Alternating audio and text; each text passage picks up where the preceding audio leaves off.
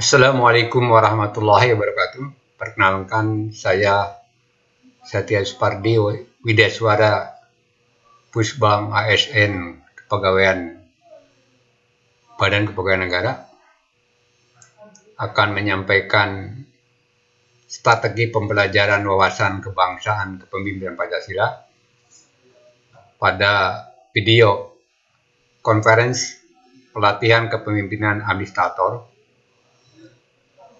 Materi wawasan kebangsaan kepemimpinan Pancasila sampaikan dua aktivitas. Yang pertama, aktivitas pembelajaran mandiri, yaitu sinkronus bagi peserta, yaitu 9 JP.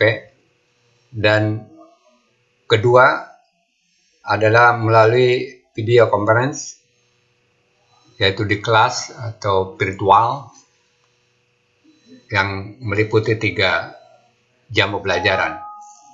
Nah, yang untuk di kelas ini dalam bentuk video conference, saya akan dimulai dengan memberikan ice breaking kepada peserta dengan kasih judul Kepemimpinan Pancasila untuk memberikan motivasi semangat tentang jiwa kepemimpinan Pancasila bagi peserta wawasan kebangsaan kaitan ini.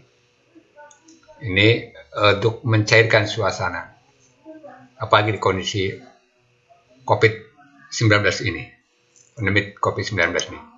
Lanjutkan akan memperkenalkan dengan biodata secara pribadi, tempat kerja maupun tempat tinggal.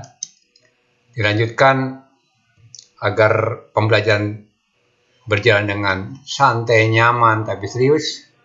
Saya kasih tema sukses, mulia, dan berkah pembelajaran dengan ada 4 komponen yang harus dilaksanakan baik oleh fasilitator maupun oleh peserta pelatihan. Fokus, merdeka, bahagia atau senyum, dan terhindar dari gangguan HP khususnya, dan diawali dengan berdoa agar berjalan dengan nyaman.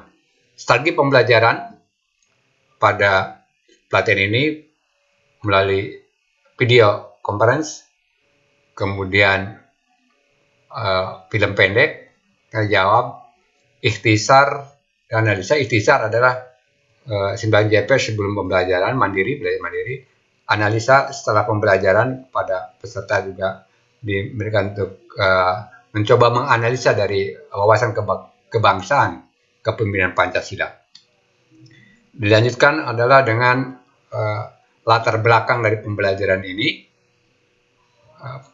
pelatihan kepemimpinan administrator dengan terbitnya PP 11 2017 dan perubahan PP 17 tahun 2000. Kemudian pelatihan ini atau pejabat administrator ini membutuhkan pemenuhan kompetensi berdasarkan akuntabilitas jabatan, profil jabatan melalui pemenuhan dan kompetensi manajerial.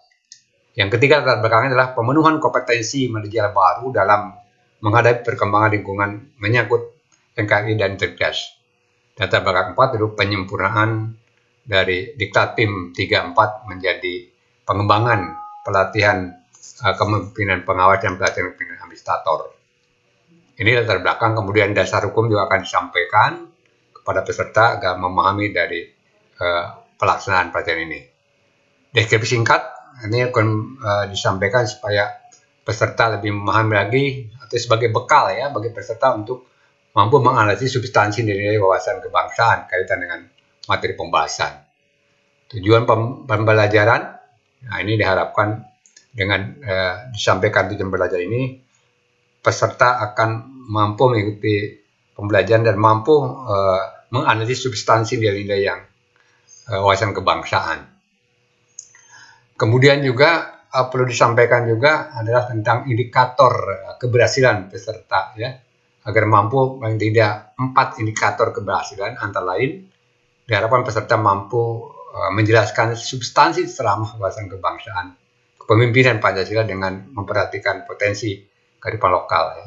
Nah ini juga indikator keberhasilan. Kemudian masuk pada materi akan disampaikan bahwa karena peserta sebelumnya sudah belajar mandiri, tentunya fasilitator Widasora hanya menyampaikan pengantar-pengantar wawasan kebangsaan kepemimpinan Pancasila dan memperhatikan potensi kearifan lokal ya. Jadi di sini artinya bahwa sehingga wawasan kebangsaan kepemimpinan Pancasila dengan memperhatikan potensi kearifan lokal yang harus dipahami. Dilanjutkan dengan bagaimana substansi ya, nilai-nilai wawasan kebangsaan, wawasan Nusantara dan ketahanan nasional, kaitannya dengan visi dan tujuan negara bagi pembangunan nasional. Ini sebagai hanya pengantar saja, nanti akan didiskusikan antara peserta dan fasilitator tentunya. Kemudian membahas tentang pemberantasan korupsi dan berkesinambungan kinerja ya sebagai refleksi dari kebangsaan dan seluruh bela negara. Jadi pemberantasan korupsi bagaimana dipahami oleh peserta sebagai refleksi dari kebangsaan dan bela negara.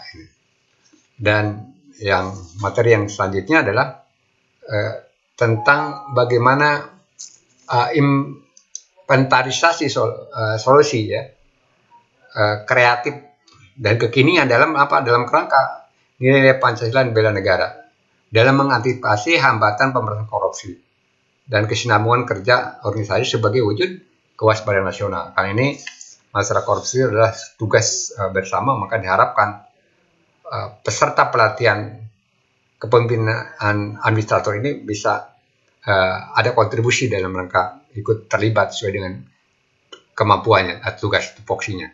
Dan terakhir, analisa wawasan kebangsaan kepada kepemimpinan Pancasila akan ditugaskan kepada peserta ya, sehingga dia akan lebih memahami setelah belajar ini ya, menganalisa bagaimana kaitan wawasan kebangsaan kepemimpinan Pancasila.